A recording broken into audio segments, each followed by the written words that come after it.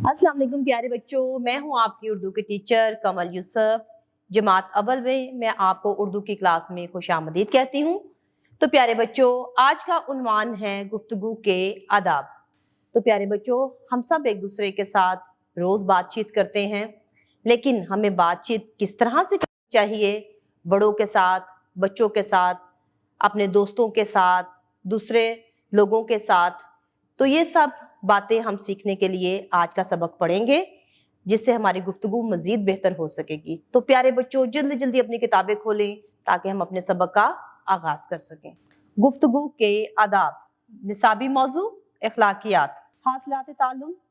रोजमर्रा के अमूर से मुतालिक अपने ख्यालात, एहसासात और मालूमात का जुबानी इजहार कर सकें। हरूफ, अल्फाज, सादा जुमले देख कर लिख सकें। मुज़क्कर और मुअन्नस में फ़र्क कर सकें। तस्वीर देखते हुए जुमले बना सकें। रोज़मर्रा इस्तेमाल होने वाले अल्फाज की दुरुस्त अदाई कर सकें और उन्हें गुफ्तगू में इस्तेमाल कर सकें। गुफ्तगू के आदाब का अमली मुजाहरा कर सकें। ग्रोही गुफ्तगू में हिस्सा लेना, अपनी बारी का इंतज़ार करना, बड़ों से बात करना वगैरह। हुस्न तरबिया, प्यारे नबी सल्लल्लाहु अलैहि वसल्लम का अंदाज़े गुफ्तगू। इबारत अपने टीचर की जुबानी सुने।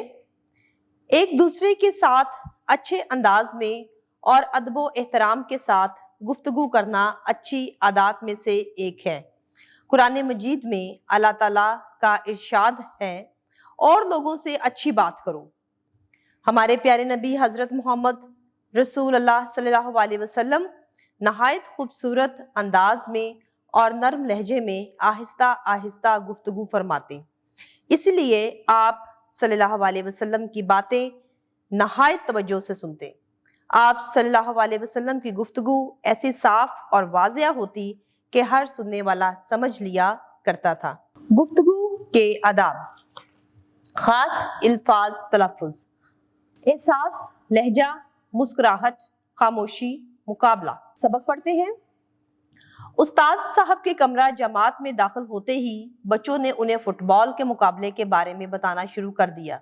वो ये मुकाबला दूसरी जमात के बच्चों से कल ही जीते थे, इसलिए सब बहुत खुश थे। उस्ताद साहब ने उन्हें खामोश करवाया और अपनी अपनी जगह पर बैठने का इशारा किया। अब जमात में खामोशी थी। उस्ताद साहब ने बात का आगाज किया।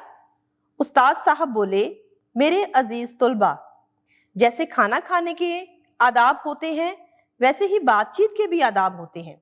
बहुत सारे लोगों की एक साथ बात कहने की कोशिश से किसी एक की बात भी समझ नहीं आती, बल्कि शोर बढ़ जाता है।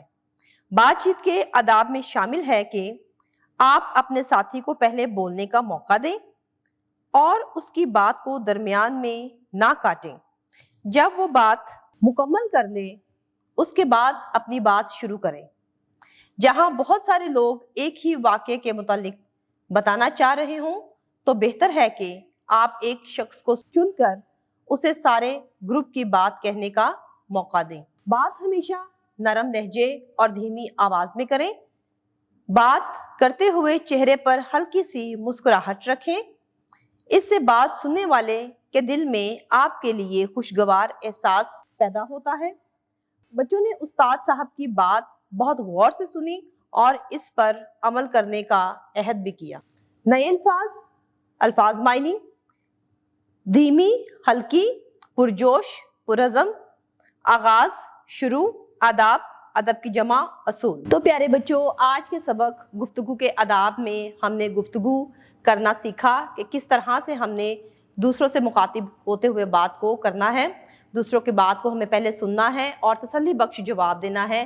दूसरों की बात को हरगिज़ नहीं काटना। बड़ों के साथ अदब से बात करनी है, छोटों के साथ भी अदब से बात करनी है।